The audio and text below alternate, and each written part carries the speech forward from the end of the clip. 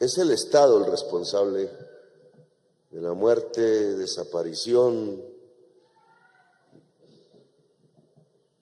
los hechos contra la integridad física y la libertad de las personas en la vereda La Esperanza. Así lo ha dictaminado la realidad judicial. Para el año 1996, funcionarios del Estado uniformados y armados desaparecieron forzadamente personas, asesinaron, quitaron libertad, dejaron menores de edad, campesinos y campesinas humildes, familias que quedaron destrozadas.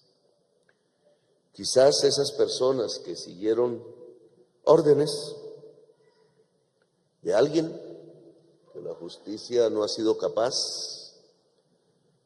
de condenar, no sabían que cuando se comete este tipo de tropelía contra la vida y la gente y la persona y el ser humano, no se olvida nunca. Es imposible borrar la huella. Es un poco la ignorancia a veces de no reconocer la historia mundial, los hechos de la historia nacional y mundial. Y se repite el mismo círculo vicioso de sangre, de terror, de soberbia que después queda enterrada bajo la humillación y el odio de la gente, de los pueblos. Recordar solo el Tribunal de Nuremberg sería uno de los hechos históricos. Allí llegaban algunos con soberbia, habían sido miembros de un ejército, de un partido político que pensaba que la gente era desechable, que por razones raciales, porque se consideraban de la raza superior, que iban a dominar el mundo por ser la raza superior, decidieron asesinar por lo menos 20 millones de personas. Y fueron ahorcados en el Tribunal de Nuremberg.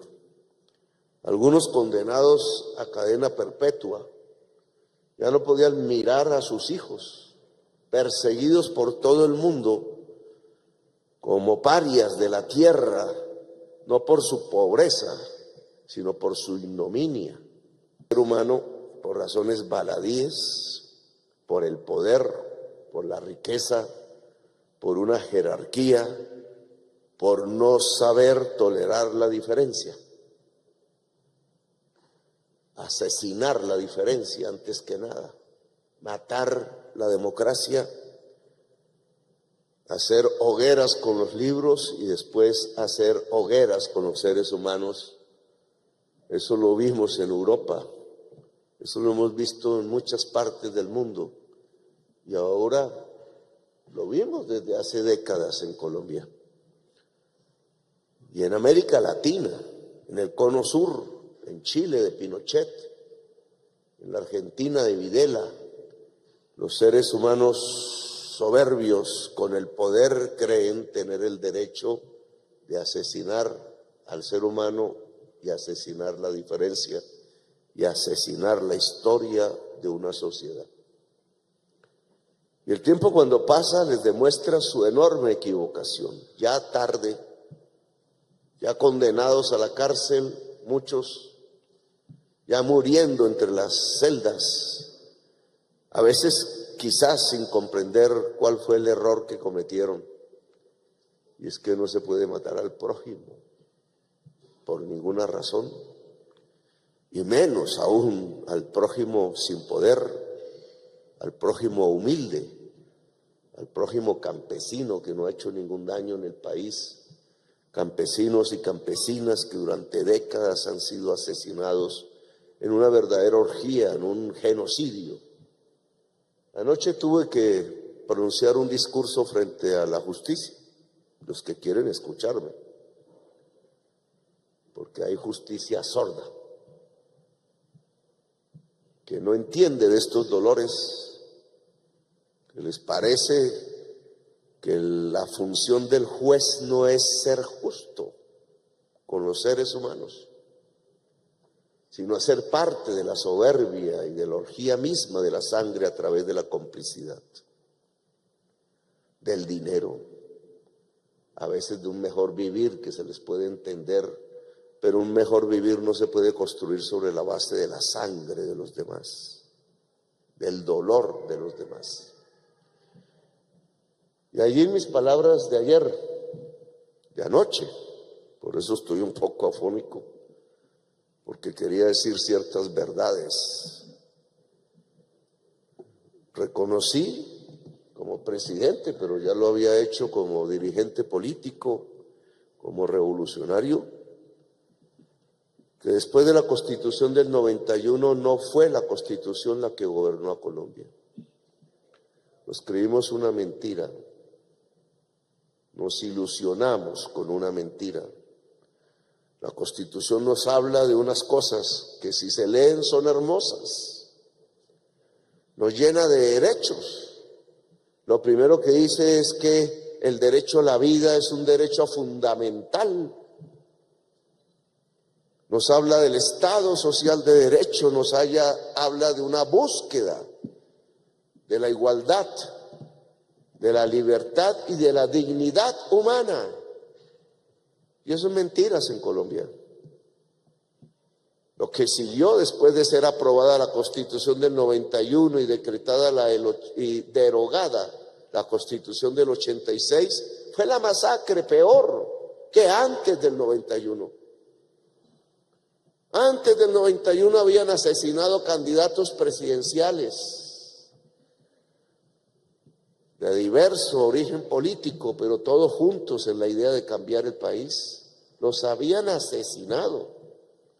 Antes de la Constitución del 91, habían exterminado un partido político completo solo por ser de izquierda. Solo porque integrado de militantes jóvenes, muchachos y muchachas, líderes campesinos y obreros, sindicalistas, la mayoría, solo por tener un pensamiento diferente, fueron asesinados en una coalición de generales y narcotraficantes, porque no aguantaban que hubiera diferencia en Colombia. Un país que tiene todos los colores de la piel, todas las culturas, toda la diversidad natural de climas, de montañas, de valles, de llanos, de mares, de ríos, ciénagas. No se podían aguantar entonces que en medio de tamaña diversidad natural y cultural pudiera haber una diversidad política, tenían que extinguirlo. Simplemente recordaban y repetían el asesinato de Gaitán una y otra vez, porque no les gustaba el discurso de Gaitán y su verdad, no les gustaba que hiciera al pueblo libre, emancipado, que supiese que una democracia era el poder del pueblo y no el poder de unas oligarquías asesinas. Y las oligarquías asesinas asesinaron 300,000 colombianos, dicen las estadísticas. Y desde entonces hemos llegado a 700,000. Claro que es una hoguera inmensa de cuerpos humanos quemados por el Estado. Como aquí me toca reconocerlo por sentencia judicial de la Corte Interamericana de Derechos Humanos, que no de un tribunal de justicia nacional. Tener que ir al mundo para ver si nos dan socorro, porque aquí no lo encontramos. Tener que ir al mundo a ver si nos dan cobijo, porque aquí solo hay la persecución, la zozobra, el peligro de morir todos los días, en una calle, en un callejón, en la trocha de una vereda, en donde la gente ni se da cuenta que se desapareció, que se murió. Antes de ayer, el domingo, estuve hablando con una señora de La Guajira, ya de edad, sin educación casi, simplemente había vivido su tragedia, tía de un muchacho de 1,90 que era soldado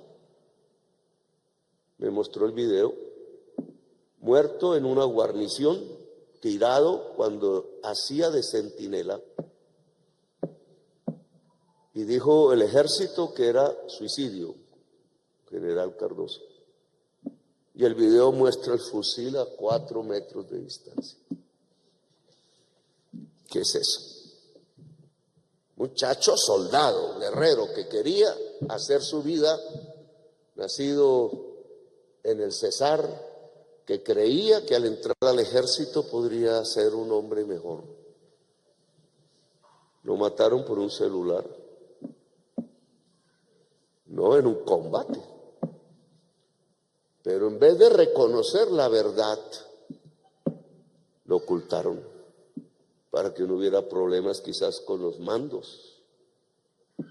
Y entonces la dignidad del soldado y el dolor de la madre, que aún implora que se haga justicia ante el evidente asesinato de un miembro del ejército por fuera de combate al interior de una guarnición. Y la hermana, la que me cuenta, entonces dice que a su hijo de 15 años lo desaparecieron siendo un pequeño trabajador mecánico en un taller de Valledupar, y que de pronto, en cuestión de 10 minutos, el dueño del taller salió, quedó solo, y todas sus pertenencias quedaron allí, y su moto con el que iba a su casa, y nunca más volvió. Y solo hay de prueba un tiquete de viaje del menor de edad de 15 años de Valledupar, exactamente de Pailitas a Medellín, y no volvió a aparecer. Que si yo hago el cálculo de 15 años atrás, en el Cesar había una fiesta de falsos positivos, sin entrar a determinarlo, porque no hubo justicia para ese niño. Y en una sola familia, entonces, 2 hechos: un niño desaparecido, una madre llorando, quizás asesinado o fusilado por ahí, no ha aparecido su cuerpo, y la hermana de la madre con su hijo muerto por ser soldado. Yo me pregunto, ¿esa es la historia de la gente humilde de Colombia? De trabajar todos los días en Colombia, de tratar de sobrevivir, de tratar de vivir con dignidad, quizás la señora yendo a la misa, quizás dándole una bendición todos los días a su hijo, y que la bendición no iba a servir porque nunca jamás iba a llegar a su hogar.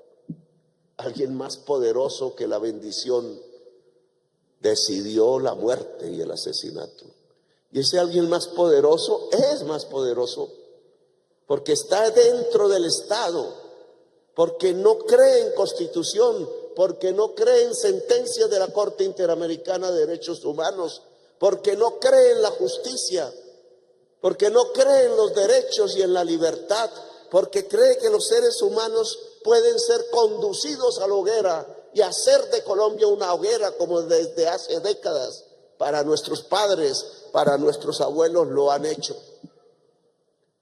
Apoya el trabajo periodístico del Tercer Canal. Ingresa a la app o a www.nequi.com. En la app ve al signo pesos y elige la opción enviar plata o a la opción recargar. Recuerda que en la página web escoges la opción recargar. Ingresa a la aplicación o a la página web de DaviPlata. Dale clic a la opción pasar plata. Elige la opción a otro DaviPlata, llena los datos y digita el número de cuenta 304-271-5010. Continúa los pasos y confirma tu aporte y listo. Juntos visibilizamos la otra Colombia. Si te gusta nuestro contenido y no quieres perderte nada de la agenda alternativa, suscríbete a nuestro canal y activa la campana de notificaciones. Recuerda darle like a este video y por supuesto compartirlo con tus familiares, amigos y conocidos. Así juntos visibilizamos la Colombia profunda. Recuerda, somos el Tercer Canal, la voz de los que no tienen voz.